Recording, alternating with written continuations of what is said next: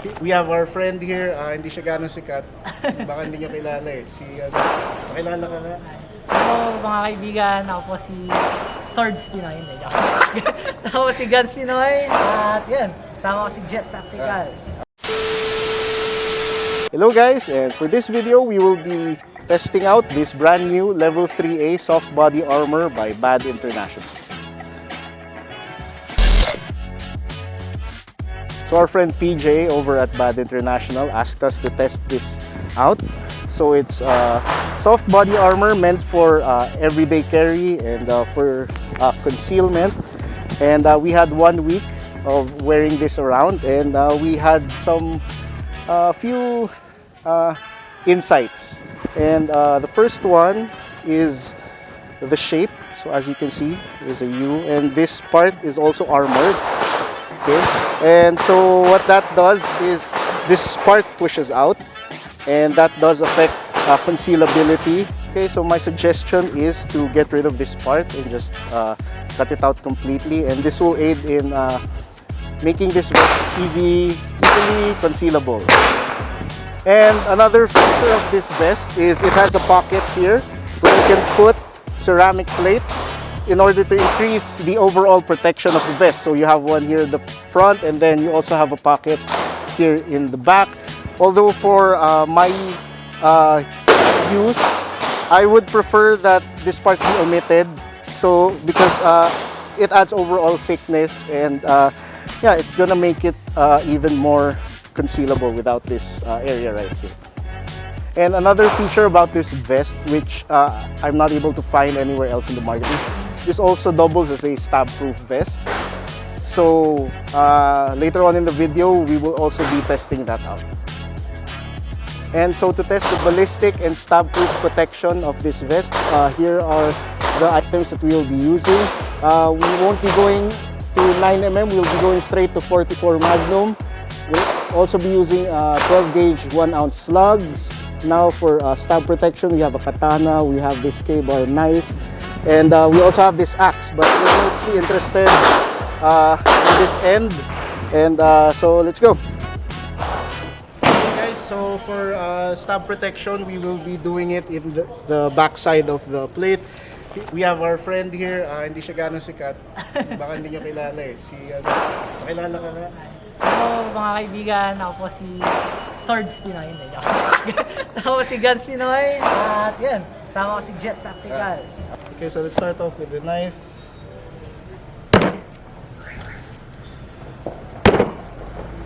Okay.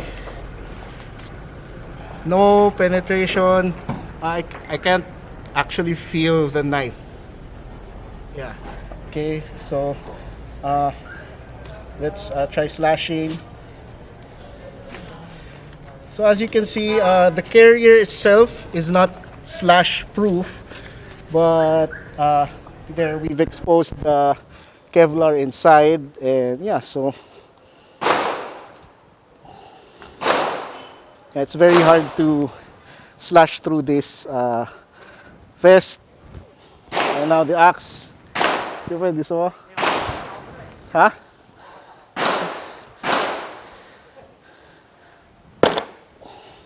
Bounced off. Bounced off.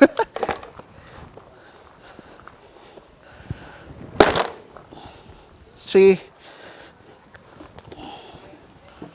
Nothing. Yep. Still nothing. Last one.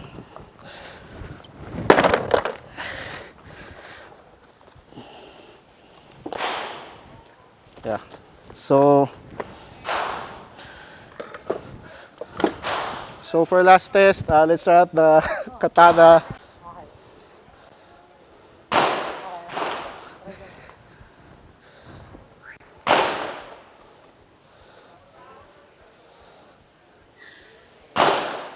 Bro, kita ba ito?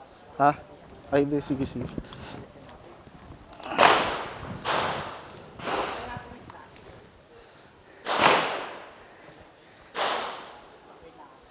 Guys, layo kayo. Hindi ako marunong nito.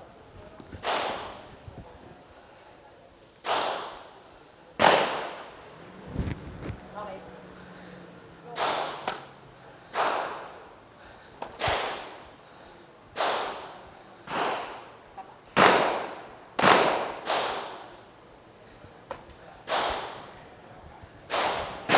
Okay, so ano, safe to say na pag may samurai kang kaaway, safe ka from uh, katana attacks. So guys, after our testing, nothing, no penetration. So yeah, stab proof and slash proof. Tinry mo pala ko din. Oh, kaso mas more on penetration isa. Sige, subukan mo dyan. Sige. Try ko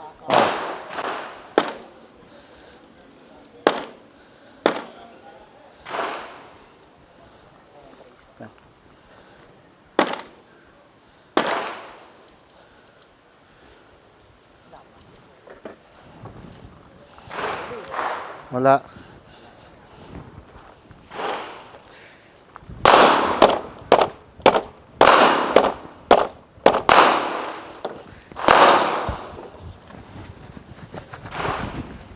Wala pa rin.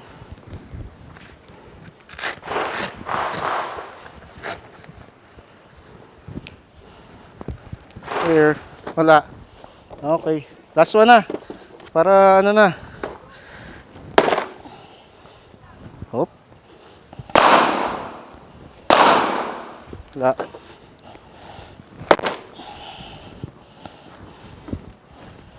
Okay, wala pa rin. Last one.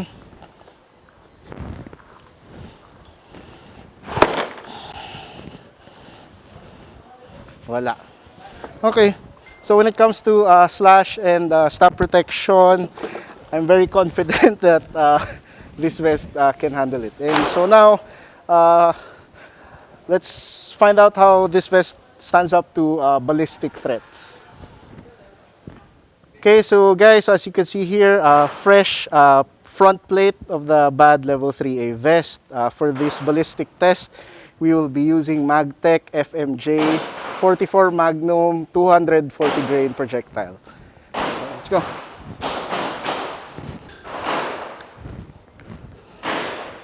Firing!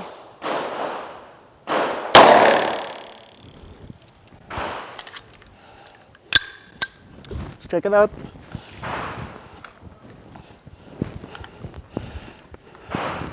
So you have penetration here, and let's see.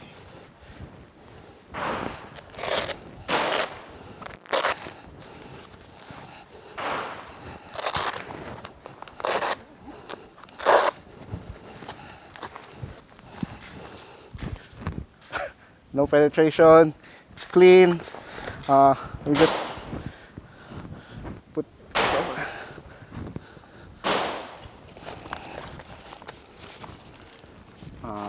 Yeah, so there's a noticeable bump in this area. So yeah, I'm guessing that's gonna hurt.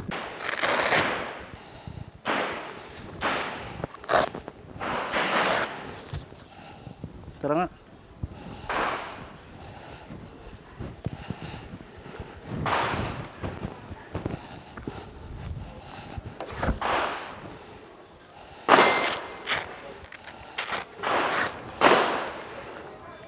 So, yeah, as of now, we can't retrieve the projectile. So it's stuck inside here. So let's see if we can recover some of these bullets later.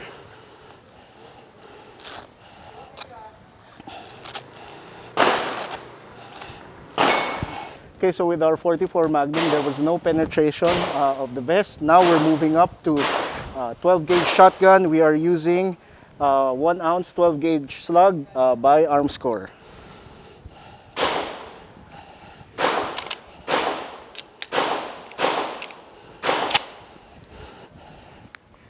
Firing!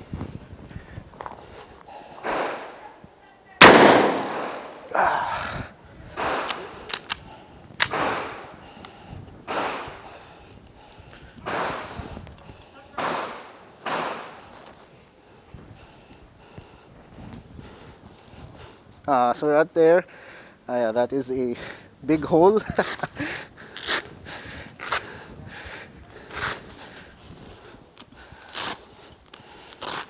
I wonder what's going to happen.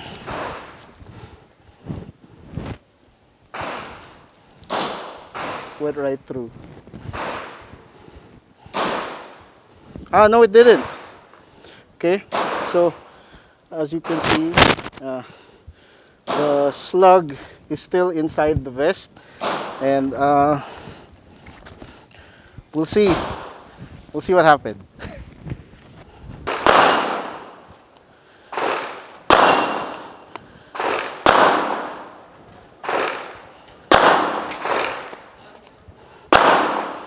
Yeah. So it's there. Medyo mahirap lang gupitin yung slash-proof vest natin. So, see how we can get this out. Lang gunting.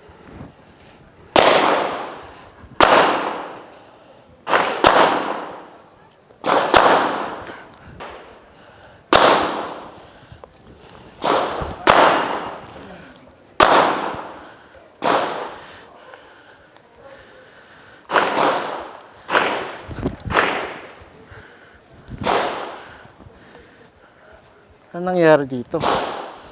Saan mo na lang kaya? Ito.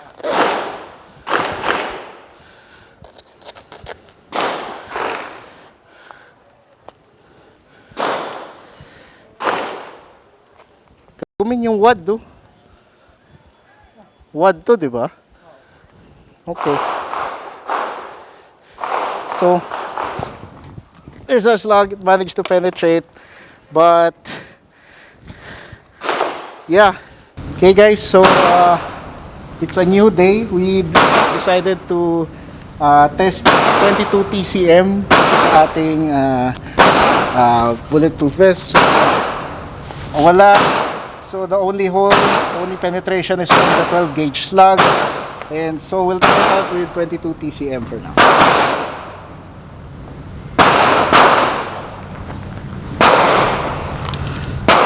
Uy.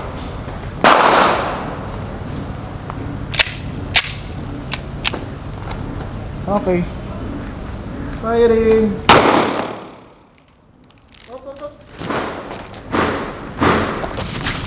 Saan pumasok?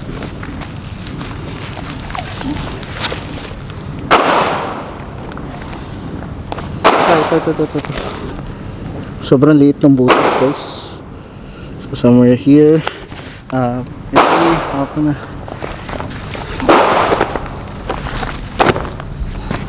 Dito pumasok. So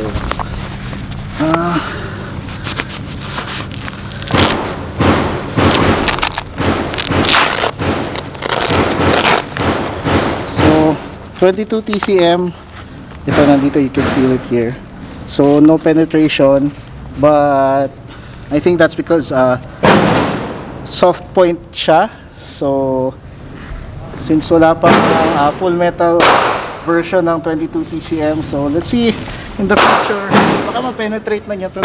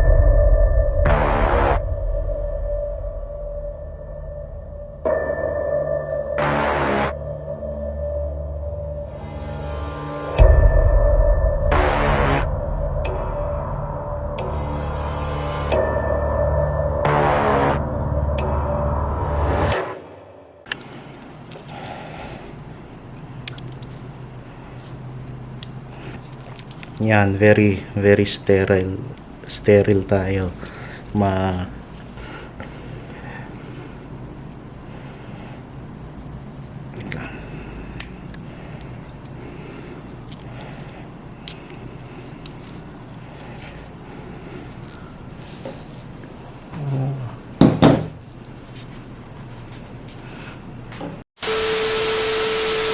Okay, so just to recap, this is the part where we shot it with a 1 ounce rifled slug, 44 Magnum, and here you can barely see it, the 22 TCM. So Unfortunately, the rifled slug did penetrate the first layer all the way to the back, but level 3A armor isn't really designed to stop 12 gauge rifled slugs. So yeah, it held up very well against the 44 Magnum and 22 TCM. For the rear portion of the vest, we tried our best to get through to the other side with an axe, a katana, and yeah, nothing went through. So now we will be dissecting this vest and see if we can recover any of the slugs. So this is your first layer, and then it penetrated all the way. It didn't go through the second layer.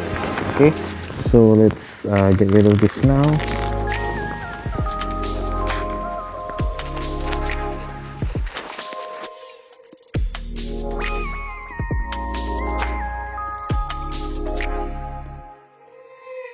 Okay, so this is part of the 1 ounce slug. Recovered somewhere. It fell out. So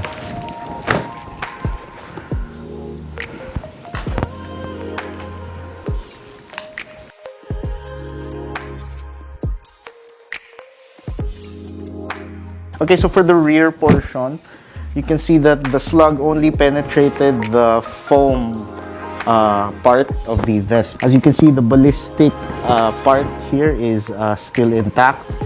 Okay, so there. Now we are flipping this over, and as you can see, here are slash and stab marks over here, and none of those marks are present on the other side of the vest.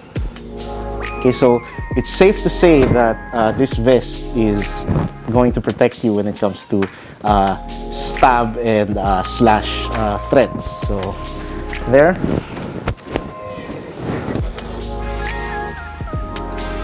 Okay guys, so this is what's left of that 1 ounce slug. So yeah. Level 3A isn't really meant to protect you against this kind of threat, but yeah, for the sake of this video, we just decided to test it out so that you guys know. Okay? Okay, so now for the front part of the vest, where we tested its ballistic properties.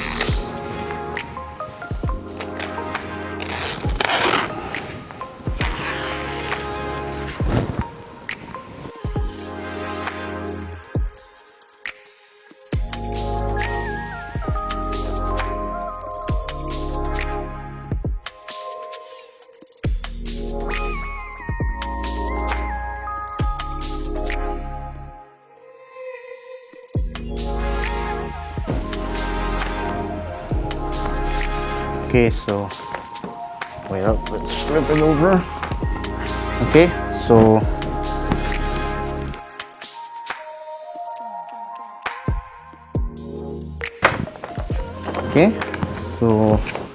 take out the first layer. Okay, so in our 44 Magnum is stopped at the second layer of this vest. So see, wow.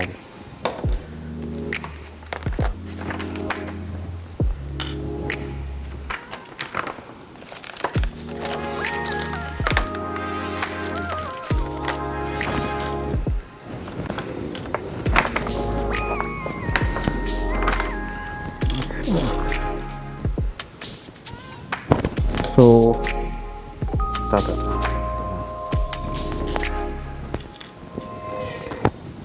this is what's left of our 44 Magnum, stopped at the second layer of this vest. Okay, so now we'll go deeper and look for that 22 TCM round.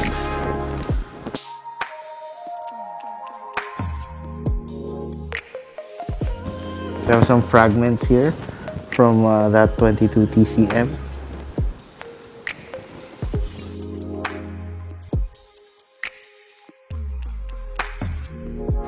Okay, so I forgot how many layers there are.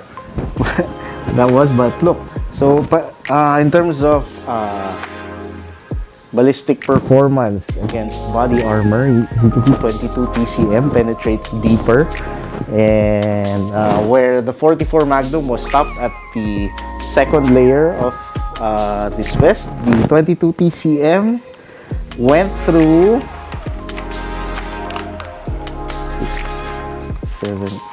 9 layers. Okay, so just something to think about. So it's important to note that the 22 TCM round that we used for this video is a jacketed soft point. So I wonder what the results would be had we used a completely full metal jacket round. So hopefully in the future we can test this out. So as you can see here, here is the doesn't want to let go.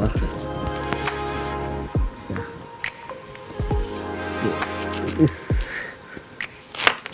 is your jacket and all those fragments. Okay, so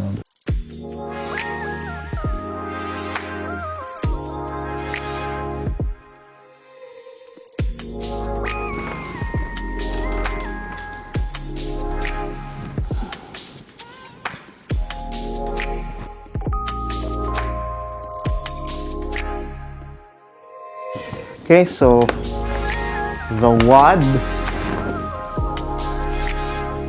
of the 12 gauge slug penetrated. Yeah.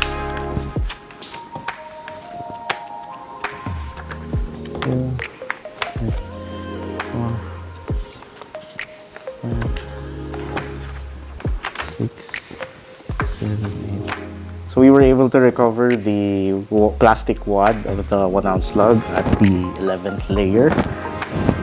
Yeah. So it went all the way through.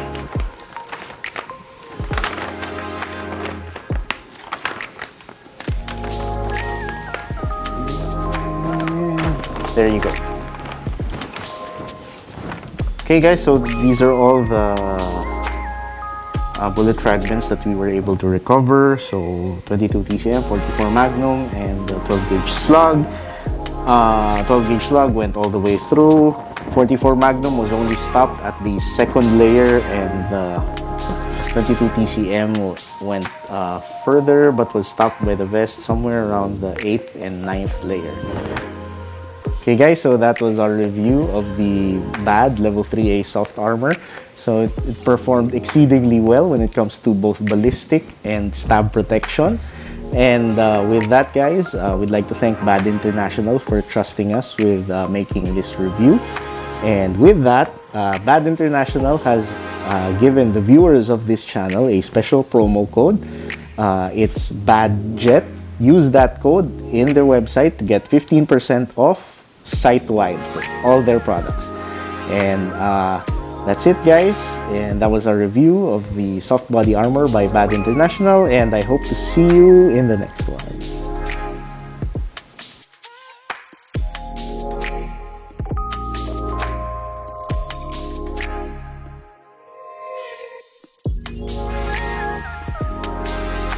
Sayang pa to. Pwede pa natin i-tape, pwede natin gamitin ulit.